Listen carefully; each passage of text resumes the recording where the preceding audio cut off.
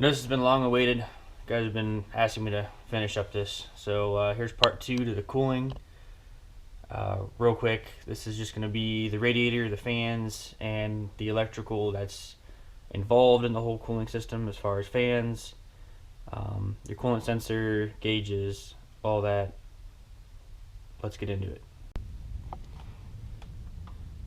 So the idea for our radiator here is I'm going to show you guys how to do it so you can bring it out the top.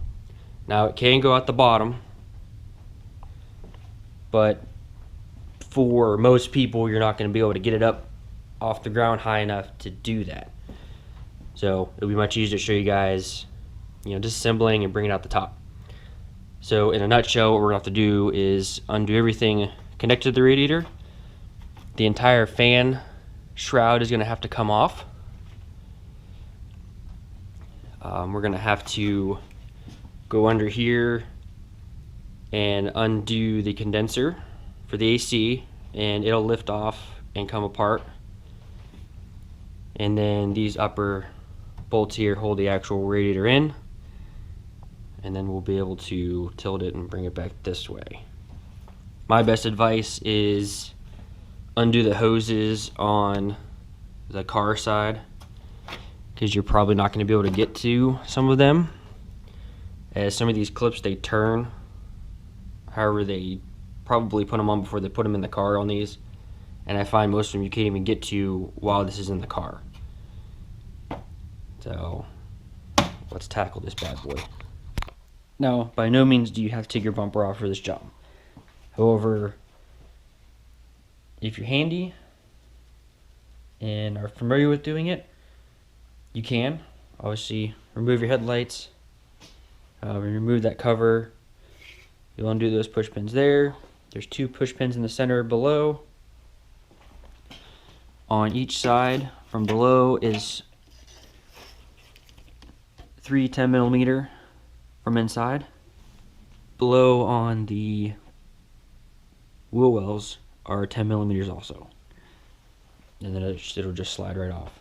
Okay, so first things first, what you'll find to even get to this is the cover that'll go across here.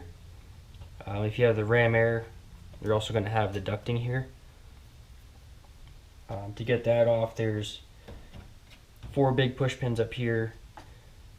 You'll have 4 other push pins towards the back. If you have the ram air, you're also going to have 2 push pins on top of the ducting, and then 3 push pins below. And then what you'll have to do is kind of wiggle, and then you'll take that whole ducting out of here. And then once you do that, you're going to go ahead and grab this guy. There's a push pin, so you're just going to pop it out of place.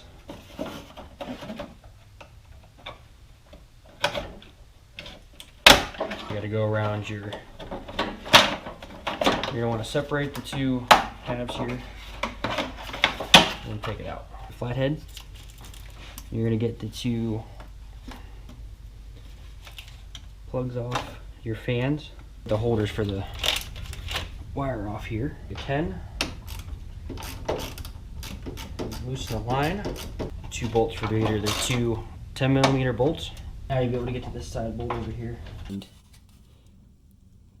go ahead and grab that bolt right there, and that'll allow this line to flex. Next, let's go ahead and get our hoses off. Go ahead and undo your upper and lower transmission lines. That's going to be a 5/8. You'll need a wrench. Get a bucket and put underneath the car where these are at, because you're going to lose a little bit. Now that we have our hoses off, let's go ahead and get our fans out here. Now all they are these clips. There's 4 of them, 2 upper, 2 lower. And it just kind of sits on the radiator. You see, just kind of pop up out of there. You need to undo the battery cables, the battery grounds. 2 10mm over on the driver's side here.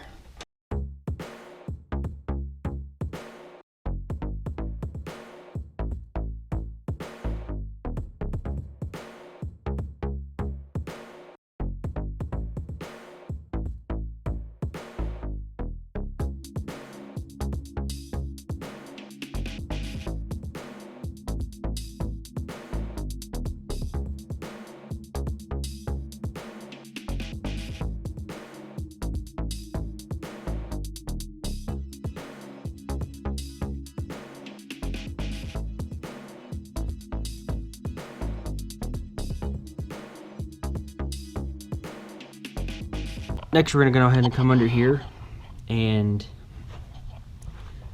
what we're gonna need to do is there should be 2 of these, like wing nuts. Get a big pair of pliers and turn those because they're probably rusted. And then on each side is 2 10mm. What that's gonna do is that's gonna drop this bottom radiator support, so we can get the 2 10mm that attach this valence and the condenser to the radiator.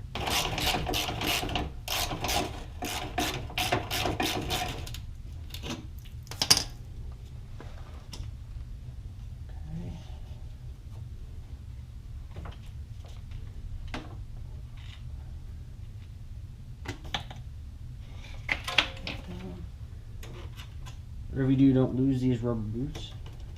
These are very important in holding the radiator in place. So now that you have it loose, go ahead and get the 2 10mm that come from this direction on each side down there. And then you unhook the plastic shielding there. There's 4 tabs. And that should separate those 2 pieces.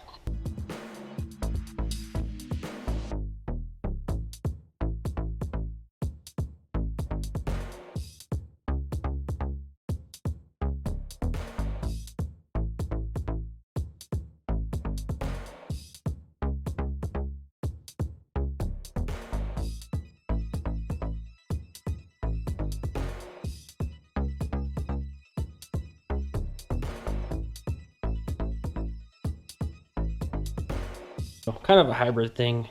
You know, I dropped out the bottom to give more wiggle, reach up under to finish unbolting, kind of let it drop down once you separate the condenser from it, and then kind of bring it up sideways. It's nearly impossible to get to while it's in the car.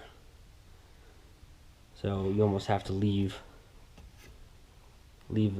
at least that one and whatever else other ones you can't get to on. So that's why I kind of showed you with these attached.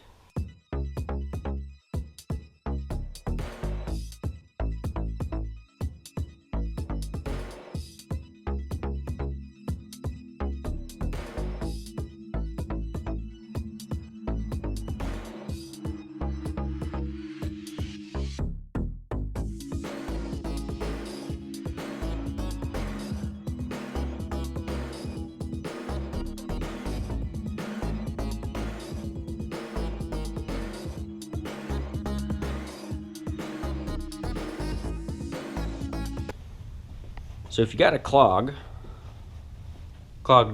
heater core, that is, what you're going to want to do is flush it out backwards. So what you're going to do is undo both your lines back here, get yourself a garden hose, and so from my understanding, coolant comes off in this direction, which is this upper one. So that would be the in. Therefore, the bottom one would be your return heading into the back of the intake. So what you would do is hook your hose up to that back one and flush it out backwards so that it comes out this upper one. And if there's something in there, that should, you know, hopefully get whatever it is out of there. So for the filling process, double check and make sure that the plug is plugged back in. Go ahead with a 7mm, undo your bleeder valve about halfway, and then go ahead and fill through your reservoir. Spec is about 13 and some quarts in the entire system. For complete, I've gotten about 3 gallons in. A job like this where you're not messing with the block, I'd say 2.5. However, it's never a bad thing to have extra. So go maybe like 3 quarts of coolant. But anyway, so fill it until you start getting a steady stream out of here. Go ahead and put your cap back on, tighten all the way down. What I like to do is I'll squeeze the upper, hold it, and then go ahead and tighten that down, and then let go. Go ahead and start the car and get up to temp, so about halfway on your temp gauge. You'll come back out here and you'll crack your bleeder. And what you want to make sure is that it's a steady stream, there's no bubbles coming out. If there's bubbles, a couple times what I like to do is, so you open it up, you'll squeeze, you'll close it, and then you'll let go. Then shut your car down, let it cool off, come back, and your fill cold should be almost this thing full. When it's running, it may be a little bit lower, that's okay. Just as long as when this is cold, sitting overnight, it's up to that cold mark. It's right there in the lower manifold. So here's your thermostat housing, your upper radiator hose. You'll see that wire coming off the sensor. That's your ECT, or your engine coolant temperature sensor. And that is what gives you your reading on your gauge and what controls everything as far as PCM goes. If that goes bad and you need to change it, your best bet is to pull off everything up to your throttle body here. Take your hose off, take your throttle body off, and you'll be able to actually slip a socket over that to get that out. So something I should talk about and mention is the fact that these gauges are not always 100% accurate. Generally, so when I hook up the scan tool and read it that way, the most common place for these things to hang out is about the middle. Now, I've seen them range anywhere from, so if they're sitting, just below the middle, you would assume somewhere around 190. I've seen read everywhere from about 160 to a little over 200 when your gauge is sitting what should be at 200. If it's sitting in the middle or somewhere below, you should be fine. If it takes off below, if it takes off above that, that 3/4 line or pegs, that's when you start, worrying. If you want to do your fans, or if you need to change a fan, it's better to do it outside the car, but if you choose to do it inside the car, so this is how it would look, in the car. So basically there's 3 of these 7mm to get this shroud off, and then each fan has 4 10mm, so the one's actually hidden under the shroud. So then this side is those 4 10s, and you would still need to undo that 10mm that holds that line on there. Now you can do it, like I said, you can do it inside the car. You can get the bottoms from underneath the car. You just take that protective shroud off. You can reach up there and get to it, and then just do the top from the front. Undo your wiring. You should be able to take off whatever one you need, but it is kind of easier outside the car. The wiring aspect of our fans here.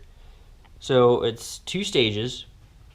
The first stage, which comes on at 223 degrees on a stock tune, is both fans low. At 230 degrees, the passenger side fan comes on at a high speed, and the driver's side one turns off completely. Now, as far as your fuses and relays, there are 3 fuses and 3 relays. So the 3 relays are numbers 12, 13, and 14 on our diagram here, which converts to 12, 13, and 14. So fan 1, fan 2, and then the mode between the 2. For fuses, cooling fan 1 is number 8, which is actually one of these big guys here. Cooling fan number 2 is number 52, which is actually the 15 in between the mode and HVAC. So number 52 there. And then on these V6 cars, they actually put a fuse on the ground side, which is number 55, which is actually up here. It's a 30 amp. So that is everything as far as electrical you know, that could have issues. So I threw the bumper on real quick just to give you guys an idea what I was talking about when we had this apart. So there's the one bolt, and you can see on this side, you can't see that one. That's where when you take down this bottom piece and you can wiggle that, you'll be able to move that radiator towards the motor to get in there and undo that bolt. For most of the info, check back on part 1, and that's where I kind of described everything. Once again, thanks for watching, and don't forget to like, subscribe, and check back for more content.